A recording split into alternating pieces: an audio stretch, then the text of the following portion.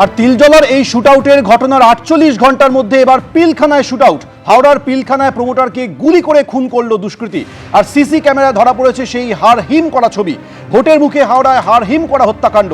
ভরা রাস্তায় প্রমোটারকে গুলি করে খুন করলো দুষ্কৃতী। গোলাবাড়ি থানার পিলখানা রোডে শুটআউটের গোটা ঘটনা ধরা পড়েছে সিসি ক্যামেরায়। নিহত শফিক খান পেশায় প্রমোটার, বয়স ২৭ বছর। আজ সকালে এই ঘটনাটি ঘটেছে। সিসি ক্যামেরায় গোটা হাড়হিম করা এই খুনের ঘটনা ধরা পড়েছে, দেখাচ্ছি আপনাদের। এক দুষ্কৃতী ভয় ডরহীনভাবে হেঁটে এলো, তারপর পিছন থেকে একেবারে পয়েন্ট ব্ল্যাঙ্ক রেঞ্জ থেকে দেখুন গুলি করলো। গুলি করার সঙ্গে সঙ্গে মাটিতে লুটিয়ে পড়লো প্রমোটার শফিক খান।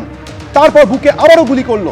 এরপর দুজন সেখান থেকে দৌড়ে চম্পট দেয়। আর এই গোটা ঘটনাটা ঘটেছে একেবারে বহু মানুষের সামনে জনবহুল এলাকায় আজ সকালে হাওড়ার পিলখানা রোডে। এই ঘটনার পর এলাকায় চাঞ্চল্য ছড়িয়ে পড়েছে। প্রাথমিকভাবে জানা যাচ্ছে যে সম্ভবত টাকা নিয়ে বিবাদের জেরে এই ধরনের হত্যাকাণ্ড ঘটে যেতে পারে। প্রথমে প্রমোটারকে পিছন থেকে মাথায় গুলি করে দুষ্কৃতী। প্রমোটার রাস্তায় লুটিয়ে পড়তে তারপর বুকে আবার গুলি করা হয় মৃত্যু নিশ্চিত করতে। এরপরই দুজন সেখান থেকে ছুটে পালিয়ে যায়। ভয়াবহ হত্যাকাণ্ড হাওড়ার গোলাবাড়িতে ঘটেছে। ক্লোজ সার্কিট ক্যামেরায় এই হাড়হিম করা ফুটেজ ধরা পড়েছে। গোটা ছবিটা দেখতে পাচ্ছেন কিভাবে ভয় ডরহীনভাবে এক যুবক এলো, পিছন থেকে মাথায় গুলি করলো, মাটিতে লুটিয়ে পড়ার সঙ্গে সঙ্গে তার মৃত্যু নিশ্চিত করতে আবার বুকে গুলি করা হলো। তারপর দুজন সেখান থেকে ছুটে পালিয়ে গেল। গোটা ছবিটা ধরা পড়েছে সিসি ক্যামেরায়। সরাসরি কথা বলবো, আমাদের প্রতিনিধি সুনীত হালদার রয়েছে, বিস্তারিত বলবেন। সুনীত।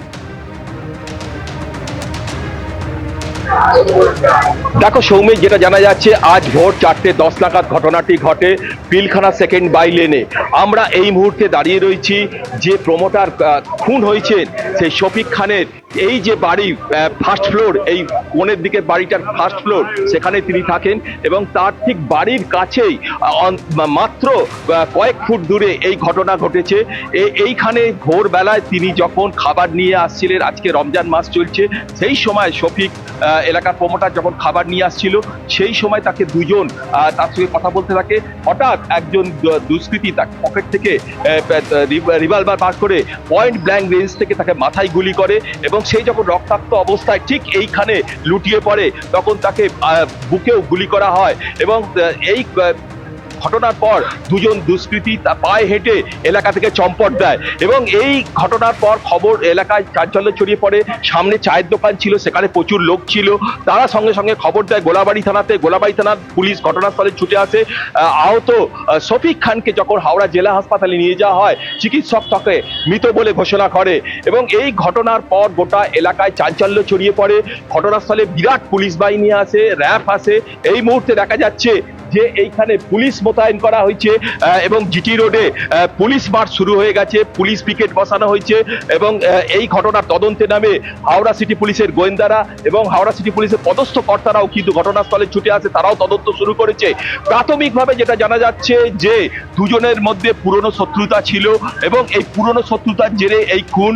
এবং যদিও শফিক খানের পরিবারের লোকজন স্পষ্ট জানাচ্ছেন যেহেতু তিনি প্রমোটারিং ব্যবসার সঙ্গে শফিক খান যুক্ত ছিল, তার থেকে মোটা টাকা তোলা চাওয়া হয় এবং সে টাকাটা না দিতে পারার জন্যে এই দুজন ক্রিমিনাল রোহিত এবং হারুন খান তারা কিন্তু তাকে টার্গেট করে এবং তাকে পয়েন্ট ব্ল্যাঙ্ক রেঞ্জ থেকে গুলি করে খুন করে। এই মুহূর্তে দেখা যাচ্ছে তার পরিবারের লোকেরাও আছে এবং তারা কিন্তু এখানে বাইরে প্রচুর লোক আছে, তারা কিন্তু এই ঘটনায় এলাকায় ভিড় করে রয়েছে। তারা জানতে চাইছে কখন দুষ্কৃতী ধরা পড়ে। গোটা ঘটনাটায় সিসিটিভি ধরা পড়ার পর হাওড়া সিটি পুলিশের গোয়েন্দারা তদন্ত শুরু করেছে। দুই দুষ্কৃতী খোঁজে তল্লাশি শুরু হয়েছে এবং হাওড়া সিটি পুলিশের এক উচ্চপদস্থ আধিকারিক স্পষ্ট জানিয়েছে যেহেতু এই দুজনকে আইডেন্টিফাই করা গেছে তাদেরকে কিন্তু খুব শীঘ্রই ধরা পড়বে এবং এই ঘটনার পেছনে পুরনো জিন্সের যে ব্যবসা সেটাও থাকতে পারে, একই সঙ্গে প্রমোটারি সংক্রান্ত কোনো টাকা চাওয়ার ঘটনাও ঘটতে পারে, যেটা তাদের বাড়ির লোকেরা দাবি করছে যে তার থেকে টাকা চাওয়া হয়েছিল এবং সেই টাকা দিতে না পারার কারণেই তাদের ছেলেকে খুন করা হয়েছে। তারা এই মুহূর্তে বাড়ির লোকেরা ইনসাফ চাইছে। আমরা একটু এলাকার লোকেদের সঙ্গে কথা বলে নেব। দাদা, এই ঘটনায় কতটা আপনারা একদম একদম শুনে তুমি আমাদের সঙ্গে থাকো। ঘটনায় কিন্তু যথেষ্ট চাঞ্চল্য ছড়িয়েছে এলাকায়, প্রচুর লোক এই মুহূর্তে সেখানে জড়ো হয়েছেন, আমরা সেই ছবি দেখতে পেলাম। কিন্তু যে হাড় হিম করা ফুটেজ, একেবারে সেই সিসি ক্যামেরার ফুটেজ আপনাদের সামনে রেখেছি, ভোটের মুখে হাওড়ায় এই হাড় হিম করা হত্যাকাণ্ড, একেবারে পয়েন্ট ব্ল্যাঙ্ক রেঞ্জ থেকে গুলি করে খুন করা হয়েছে প্রমোটার সফিক খানকে। যে সময় এই ঘটনা ঘটে সেই ভোর রাতের ঘটনা সিসি ক্যামেরায় ধরা পড়েছে, দেখতে পাচ্ছেন সেই ছবি। একজন দুষ্কৃতী তিনি একেবারে হেঁটে সেখানে আসে, তারপরে পেছন ঘুরে রিভলভার বার করে পয়েন্ট ব্ল্যাঙ্ক রেঞ্জ থেকে সেই প্রমোটারকে গুলি করে খুন করা হয়। তারপরে সেই মৃত্যু নিশ্চিত করার পর প্রথমে মাথায় গুলি, তারপরে বুকে গুলি করা হয়। এবং এই ঘটনার পরই এলাকার নিরাপত্তা, আইন শৃঙ্খলা এই নিয়ে প্রশ্ন উঠে যাচ্ছে, কারণ এখনো ভোটের নির্ঘণ্ট ঘোষণা হয়নি। কিন্তু আমরা জানি মার্চের 1 তারিখই রাজ্যে কেন্দ্রীয় বাহিনী আসছে। প্রথম দফায় 240 কোম্পানি কেন্দ্রীয় বাহিনী আসছে, তারপরে আরো 10ই মার্চ আরো 240 কোম্পানি কেন্দ্রীয় বাহিনী আসছে। ইতিমধ্যে কোথায় কত কেন্দ্রীয় বাহিনী মোতায়েন করা হবে তা নিয়ে বৈঠকও হয়ে গিয়েছে। কিন্তু তার মধ্যে ভোটের আগেই হাওড়ায় এই শুট আউটের ঘটনা। এর আগে তিলজলা রোডের যে ঘটনা সেটাও আপনারা জানেন। ইতিমধ্যে সেই ঘটনায় মূল অভিযুক্ত সহ দুজনকে গ্রেপ্তারও করা হয়েছে। সেখানে একেবারে বাড়ি থেকে ওই যুবককে ডেকে এনে খুন করা হয়েছিল, গুলি করা হয়েছিল। এখন এই মুহূর্তে সেই যুবক হাসপাতালে ভর্তি রয়েছে। তবে এবারে হাওড়ার পিলখানা রোডের যে ঘটনা, সেই ঘটনায় নিহত প্রমোটার,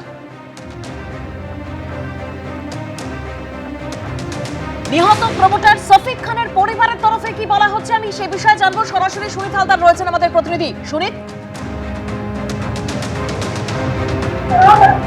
দেখো এই মুহূর্তে আমরা কিন্তু দাঁড়িয়ে রয়েছি ঘটনাস্থলে। সেখানে শফিক খানের বাড়ির লোকেরা বসে রয়েছেন, আমরা একটু তাদের সঙ্গে কথা বলে নেব। আর আমরা কাউকে কিছু বলবো না। না দিদি, আমরা হাত জোড়ছি। সকাল থেকে আমরা তামাশা করতে তো বসিনি, একটা বাচ্চার জান গেছে, সেই জন্য আমরা যেখানে বসে আছি। আপনারা ক্যামেরা নিয়ে এসেছে, কি করে হয়েছে, কেমনি হয়েছে, এসব যে ফালতু কোশ্চেন জিজ্ঞেস করছে, যখন আপনারা সব জানেন আমরা রোজা রেখেছি, আমরা না খেয়ে রয়েছি, আমরা ইনসাফ চাইছি। আর একেবারে শুধু তুমি আমাদের সঙ্গে দেখো, সেই ফুটেজ আপনাদের সামনে আরো একবার রেখেছি, যখন প্রমোটার সফিক খান তিনি দাঁড়িয়ে কথা বলছিলেন আজ ভোর 4টে নাগাদ। সেই সময় হঠাৎ করে একজন দুষ্কৃতী আসে, পিছন থেকে পরিস্থিতি বুঝে মাথায় একেবারে কাছ থেকে গুলি করে, এবং সঙ্গে সঙ্গে রাস্তায় যখন লুটিয়ে পড়েন 27 বছরের এই সফিক খান প্রমোটার, মৃত্যু নিশ্চিত করতে তারপর বুকে আবারও গুলি করা হয়। দেখুন সেই সিসি ফুটেজ আরো একবার, হাড় হিম করা হত্যাকাণ্ড হাওড়ার গোলাবাড়িতে। এবং এই ঘটনার পরই দুজন ছুটে পালিয়ে যায়, অর্থাৎ হারুন এবং আরেকজন, অর্থাৎ মোট এই দুজন এই গোটা ঘটনার সঙ্গে যুক্ত রয়েছে বলে প্রাথমিকভাবে পুলিশ মনে করছে। ব্যবসায়িক শত্রুতার জেরে এই হত্যাকাণ্ড হয়ে থাকতে পারে বলে প্রাথমিকভাবে পুলিশ সূত্রে জানা যাচ্ছে। ভোটের মুখে হাওড়ায় এই হাড় হিম করা হত্যাকাণ্ড। আবারও কথা বলবো, আমাদের প্রতিনিধি সুনীত হালদার রয়েছে। সুনীত, পুলিশ নির্দিষ্টভাবে ঠিক কি জানাচ্ছে সুনীতের কাছে আমরা যাবো, তবে তার আগে আপনাদের আরেকবার বলবো যে ভরা রাস্তায় প্রমোটারকে গুলি করে খুনের ঘটনায় চাঞ্চল্য ছড়িয়েছে গোলাবাড়ি থানার পিলখানা রোড এলাকায়।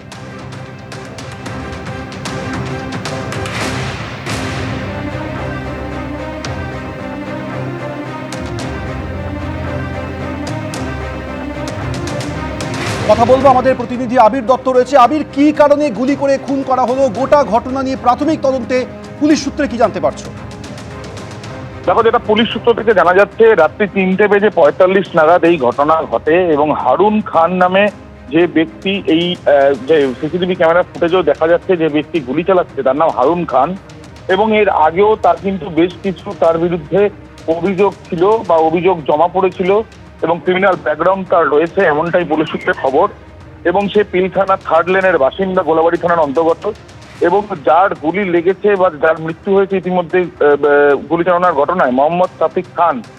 এই সফিক খান তার সঙ্গে এই হারুন খানের একটা জিন্সের ব্যবসা বা ব্যবসায়িক কিছু শত্রুতা আগে থেকে ছিল, যে শত্রুতার জেরেই কিন্তু এই ঘটনায়। এরপরে যখন ইনজোর্ড অবস্থায় মোহাম্মদ সফিক খানকে হাসপাতালে নিয়ে আসা হয়, তখন মৃত বলে ঘোষণা করা হয় এবং এরপরে কিছু অ্যাজিটেশন সেখানে হয় বা কিছু বিক্ষোভ দেখানো হয়, যেটা পরবর্তীকালে পুলিশ গিয়ে সেটা কন্ট্রোল করে।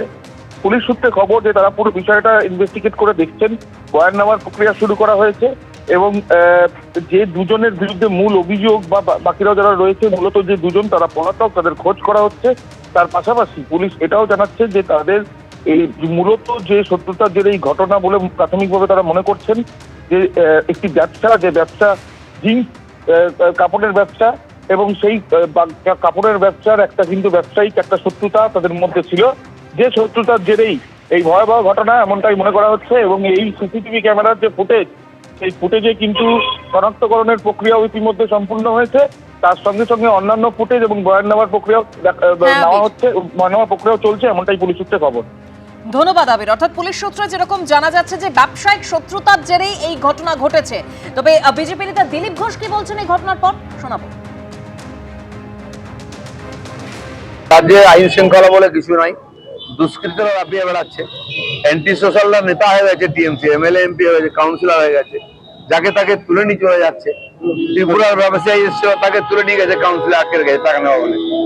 সেদিনও দেখেছেন এদের হচ্ছে এই দুষ্কৃতি রাজ চলছে, গুন্ডারাজ, মহাগুন্ডারাজ, মহাজঙ্গল রাজ প্রধানমন্ত্রী বলেছেন। সেই জন্য দুষ্কৃত দাপিয়ে বেড়াবে, তার গায়ে আঁচ পড়বে না, পুলিশ এফআইআর নেবে না, কাউকে অ্যারেস্টও করবে না। আর যত ইলেকশন আসবে এটা আরো বেশি হবে, লোককে ভয় দেখিয়ে ভোট না হবে। এবিপি আনন্দ, এগিয়ে থাকে, এগিয়ে রাখে।